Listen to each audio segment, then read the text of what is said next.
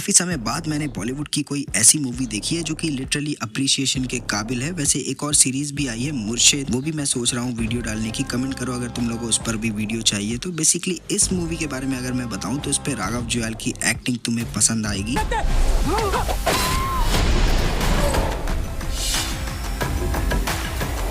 साथ ही अगर मूवी की स्टोरी की बात करें तो मैं बताना चाहूंगा कि पूरी मूवी ट्रेन की 3 बोगियों के अंदर बेसिकली शूट करी गई है। अगर पूरी मूवी देखी जाए तो तुम्हारा टाइम वेस्ट नहीं करेगी ये मूवी। वो लोग कुछ भी कर सकते हैं। गजब विस्फोटक प्यार है बे फौजी का। कुछ लुटेरे ट्रेन में चढ़ते हैं लूट करने के लिए और चुपचाप वहां से निकल जाने के लिए, लेकिन ट्रेन में रहते हैं 2 एनएसजी कमांडो जिसमें से एक की गर्लफ्रेंड को उसके सामने ही मार दिया गया है। तो सोचो उसका गुस्सा किस लेवल पे होगा। वो अकेला भाई पूरे लुटेरों पर भारी पड़ता है। काफी इंटरेस्टिंग मूवी है और छोटी सी वीडियो मैंने बनाई है, तो अगर अच्छी लगे तो लाइक जरूर कर देना, वरना एंड तक देखकर तुम अपना ओपिनियन कमेंट में मुझे बता सकते हो।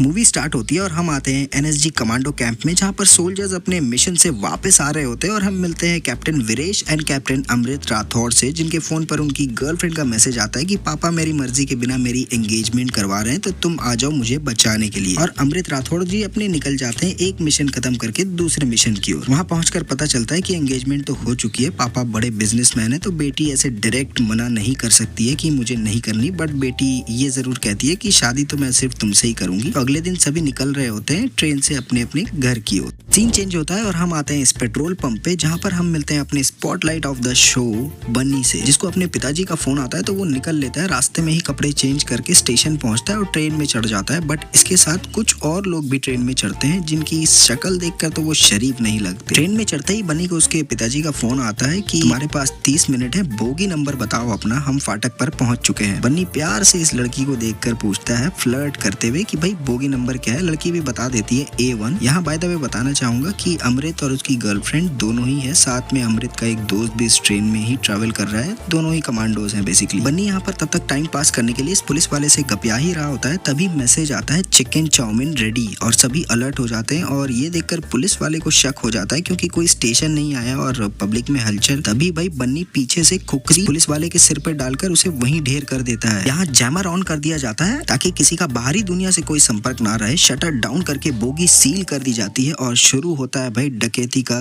गंदा खेल। पर्स मोबाइल छीनना, सभी को पीटना शुरू हो जाता है। ट्रेन की सिर्फ 3 बोगियों के अंदर ये पूरी की पूरी फिल्म शूट हुई है। बन्नी यहाँ पर रुक जाता है इस लड़की को देखकर। अरे मैडम, अभी इस लड़की का जो बॉडीगार्ड है वो उसे बचाने के लिए आता है, तो बन्नी भाई साहब उसकी गर्दन पे चाकू फेर कर उसे वहीं मार देते हैं, डेड कर देते हैं उसे। समझ रहे हो, इन लुटेरों के लिए जान की कोई कीमत नहीं है लिटरली। बन्नी इस बिजनेसमैन अंकल को देखकर पहचान लेता है और कहता है जब जैकपॉट हाथ लगी गया तो लूट यहीं समाप्त करते हैं, इनको लेकर उतरते हैं यहीं। यहाँ पर इस बोगी में इन दोनों कमांडोज को भी लूट लिया जाता है और फिर है तो ये कमांडोज तो चुप बैठेंगे नहीं, तो ये दूसरी बोगी में आते हैं और आकर लुटेरों का एक बंदा मार देते हैं और फिर सभी को कूटना स्टार्ट करते हैं।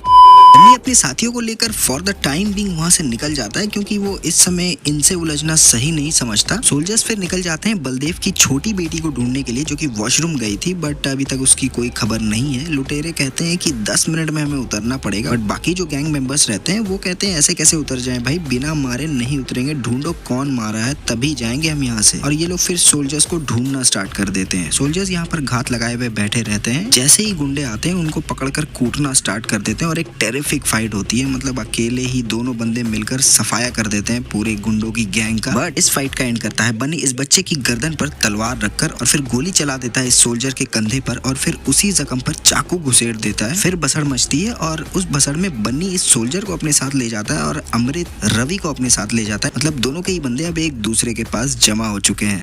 अमृत फिर रवि को ट्रेन की गेट से लाकर लटका देता है। अगले सीन में हम देखते हैं कि ट्रेन रुकती है और पापा जी अपने बाकी साथियों के साथ ट्रेन में चढ़ जाते हैं क्योंकि चीजें प्लान के मुताबिक बिल्कुल भी नहीं गई थी। लाश देखकर रोने लगते हैं, किसने किया बोलकर इस फौजी को कूटने लगते हैं। जान से नहीं मारता क्योंकि रवि उनके पास है। बन्नी कहता है हम लोगों को इनको पकड़ने के लिए बनना पड़ेगा धोनी, लॉलीपॉप बॉल डालिए, छक्के की लालच में आगे आएगा, पीछे से डंडा साफ। बन्नी फिर ट्रेन के ऊपर चढ़ जाता है और फिर ऊपर से अंदर घुसने की ट्राई करता है। फौजी यहाँ पर इस पहलवान के हत्थे चढ़ जाता है जो कि इसे मार मार कर इसका भरता बना देता है। फिर इसे पापा जी के पास लेकर आया जाता है। देर में दूसरा फौजी अपने आप को खोल लेता है और फिर वो सबको कूटना स्टार्ट करता है। 2 फौजी इतने आदमियों से नहीं संभल रहे हैं भाई। यहाँ बन्नी ट्रेन के ऊपर से दूसरी तरफ से अंदर आ जाता है और ये लड़की उसे चाकू दिखाती है डराने के लिए और 2 बार मार भी देती है। तो बन्नी गुस्सा हो जाता है और फिर इस लड़की को बड़ी ही बेरहमी से मार डालता है, उसकी गर्दन उसके पेट पर चाकू मारकर। और ये सब कुछ हो रहा होता है कैप्टन अमृत राठौड़ की आंखों के सामने। उसके बाद लड़की को ट्रेन से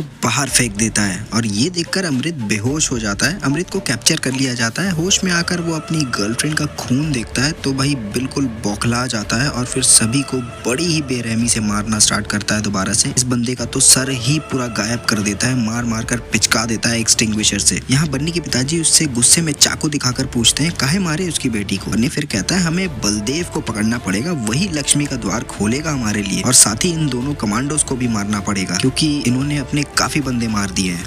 पापा जी अपने सभी साथियों को धीरे धीरे एक एक कर मरता देखकर रोना स्टार्ट कर देते हैं और यहाँ पर बन्नी आखिरकार ठाकुर साहब की बोगी में पहुंच ही जाता है। यहाँ अंधेरे में फौजी काका को चाकू मारकर गायब हो जाता है और फिर सभी को दोबारा से कूटना स्टार्ट कर देता है। यहाँ दूसरा सोल्जर वीरेश और बन्नी के बीच एक आखिरी लड़ाई होती है और फिर बन्नी इस सोल्जर की चेस्ट पे चाकू घुसेड़ देता है और फिर इस सोल्जर की जान ले लेता है।